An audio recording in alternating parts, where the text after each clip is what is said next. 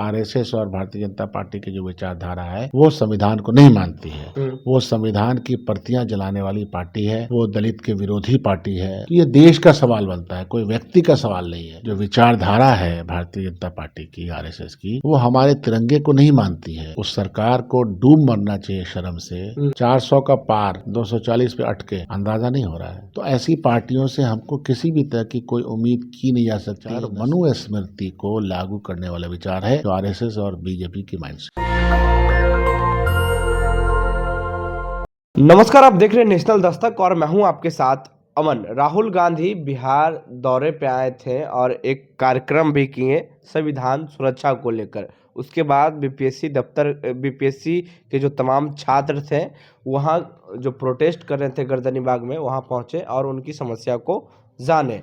उसके बाद जो तमाम दलित समाज के लोग हैं उनसे भी मुलाकात किए और अब एक नया मंत्र राहुल गांधी देश में दे रहे हैं और हर एक प्रदेश में घूम घूम कर संविधान सुरक्षा का कार्यक्रम कर रहे हैं। उससे पहले भारत जोड़ो यात्रा का कार्यक्रम भी राहुल गांधी कर चुके हैं। हमारे साथ बात करने के लिए कांग्रेस के विधायक दल के नेता और एमएलए शकील अहमद खान सर हैं। सर, सबसे पहले बहुत बहुत स्वागत है आपका। जी धन्यवाद। कैसे देख रहे हैं, राहुल गांधी अब संविधान सुरक्षा सम्मेलन कर रहे हैं? ये राहुल गांधी जी का संविधान सुरक्षा जो लगातार संवाद है वो पूरे प्रदेश में, देश के तमाम प्रदेश में चल रहा है जी। और उसका कारण ये है कि हम ये देख रहे हैं कि पिछले 11 साल में ज़्यादा और पहले भी भारतीय जनता पार्टी जब से अपने विचारधारा को इस प्रखर तरीके से देश के सामने ला रही है और थोप रही है। हम तो ये जानते ही थे कि आरएसएस और भारतीय जनता पार्टी की जो विचारधारा है वो संविधान को नहीं मानती है। वो संविधान की प्रतियां जलाने वाली पार्टी है। संविधान के द्वारा दिए गए झंडे को वो 52 साल तक आरएसएस के हेडक्वार्टर पर नहीं लगाने वाली पार्टी है। वो दलित के विरोधी पार्टी है, वो एम्पावरमेंट के खिलाफ है, महिला विरोधी पार्टी है। उसकी विचारधारा में ये सब है और जो विचारधारा से तत्पर ओतप्रोत हो करके जब गांधी की हत्या हो सकती है, नाथूराम गोडसे ने हत्या जिस तरह से की और वो आरएसएस की विचारधारा के साथ एकदम जुड़े हुए रहे हैं, ये सारा इतिहास है। तो अब जब कि उनके पास सरकार आ गई है, बड़ी ताकत आ गई है, तो उन्होंने कई बार इच्छा जाहिर की कि वो संविधान को बदल देंगे। मनुस्मृति का संविधान लाने का वो प्रयास कर रहे हैं और संविधान समीक्षा की बात तो जब भाजपा की सरकार आती है तभी वो हमेशा करते रहे हैं। उसके लिए उन्होंने अलग से हमारे पूर्व जो हमारे प्रेसिडेंट हैं उनको भी चेयरमैन बनाया था।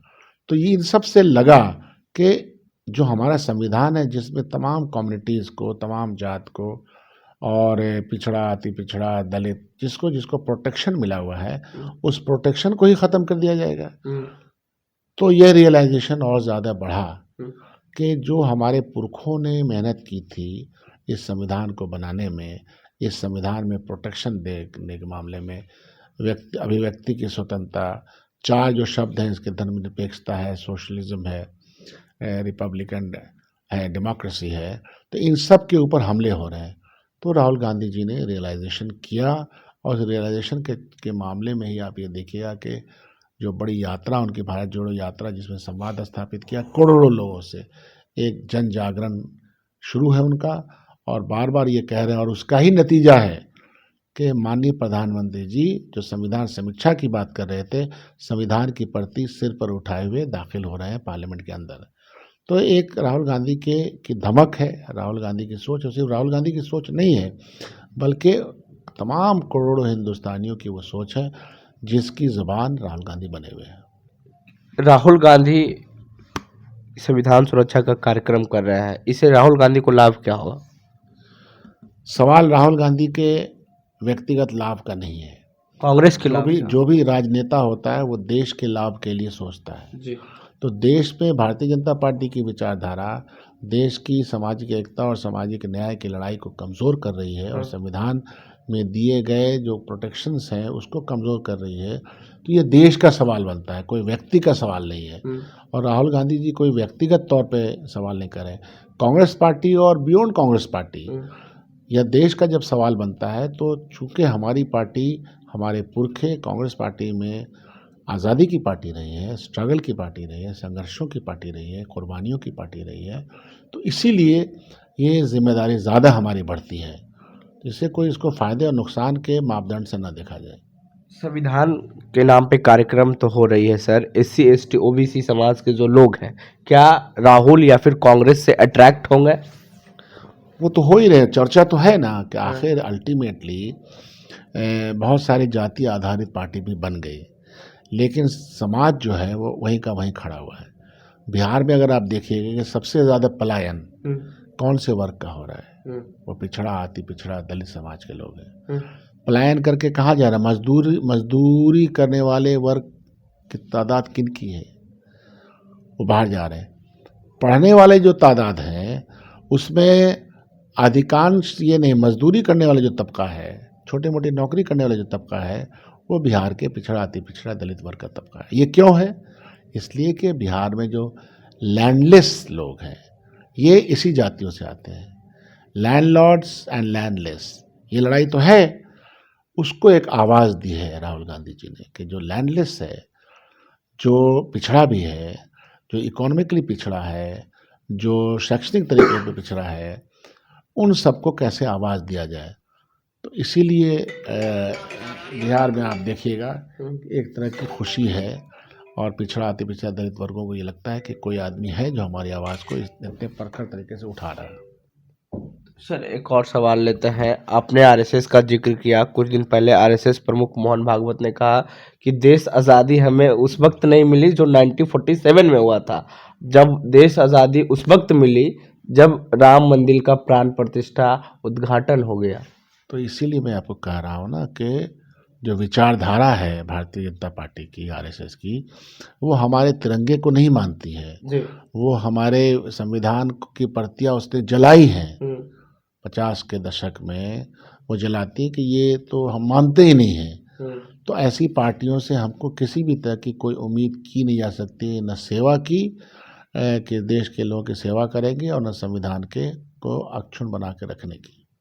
तो आखिर भाजपा के कहने पे मोहन भागवत इस तरह का बयान देते हैं या प्रेशर रहती है? कोई प्रेशर नहीं है, उनके मन में ये रहता है। जैसे अमित शाह जी के मन में बाबा साहब अम्बेडकर को ले करके जिस तरह का उपहास किया, एक तरह की घृणा रखते हैं, उसी तरह से संविधान को लेकर के मोहन भागवत जी के मन में, और देश की आज़ादी को लेकर के, देश के तिरंगे को लेकर के एक हीन भावना उनके मन में बनी हुई है, जिसका उद्गार वो करते रहते हैं। यही तो जद्दोजहद है, यही तो लड़ाई है हमारी।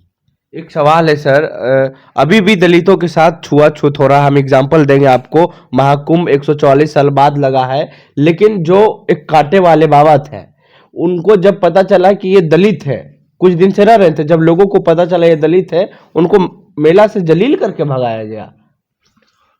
और वहाँ के मुंतजमीन जो हैं, जो इंतज़ामकार हैं, उनको इन सब चीज़ को देखना चाहिए, क्योंकि ये जो महाकुंभ का पर्व है या कोई भी पर्व त्यौहार है, तो इन सब में सबको जाने की इजाज़त होनी चाहिए। तो ये तो बड़ा सवाल है, ये भी विचारधारा का सवाल है। वो कौन लोग हैं जो वैचारिक तौर पर नहीं चाहते कि पिछड़ा और ख़ास तौर पे दलित एक साथ स्नान करे, एक साथ खाना खाए, एक साथ उठे बैठे?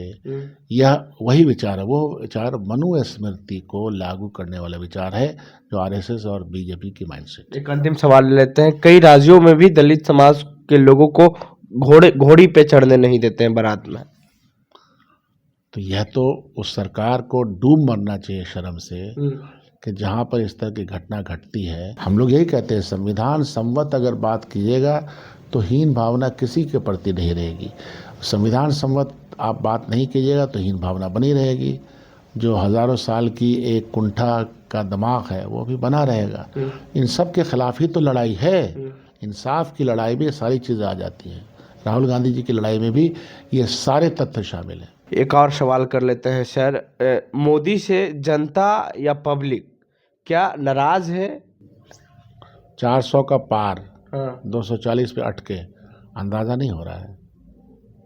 काफी बिहार में चुनाव नजदीक है सर, तो चुनाव लड़ा जाएगा, इन्हीं मुद्दों पे लड़ा जाएगा, लड़ा जाएगा और ये लोग जाएंगे। भाजपा वाले का तो उनका विदाई होना है ना, समाज ही विदा कर देगा। जो लोग समाज के पक्ष में काम नहीं करते हैं, झूठ बोलते हैं, जुमले में विश्वास करते हैं, वो जाएंगे। शुक्रिया सर बातचीत करने के लिए। तो ये हमारे साथ बात करने के लिए शकील अहमद खान सर थे, और इनका साफ कहना है कि जिस तरीके से देश में दलितों को सताया जा रहा है, राहुल गांधी संविधान सुरक्षा को लेकर कार्यक्रम कर रहे हैं, उससे राहुल गांधी को फायदा होगा, क्योंकि अब राहुल गांधी मुखरता से, प्रमुखता से दलितों की बात कर रहे हैं। और राहुल गांधी का कहना है कि अगर किसी भी SC ST OBC समाज के साथ अगर गलत हुआ तो सबसे पहले राहुल गांधी वहां खड़ा रहेंगे। बहरहाल हमारी बातचीत में आपकी क्या राय है, प्रतिक्रिया दें नीचे कमेंट बॉक्स में। फेसबुक पे देख रहे वीडियो को शेयर कर लें, यूट्यूब पे देख रहे हमारे चैनल को सब्सक्राइब कर लें। नेशनल दस्तक के लिए अमन, पटना। नेशनल दस्तक की आपसे गुजारिश है कि अगर इसको बचाना चाहते हैं तो नेशनल दस्तक को सब्सक्राइब करने के लिए रेड कलर के सब्सक्राइब बटन को दबाएं, फिर बेल आइकन की घंटी दबाएं। नेशनल दस्तक को बचाने के लिए बहुत जरूरी है कि हर खबर को शेयर करें, लाइक करें, कमेंट जरूर करें।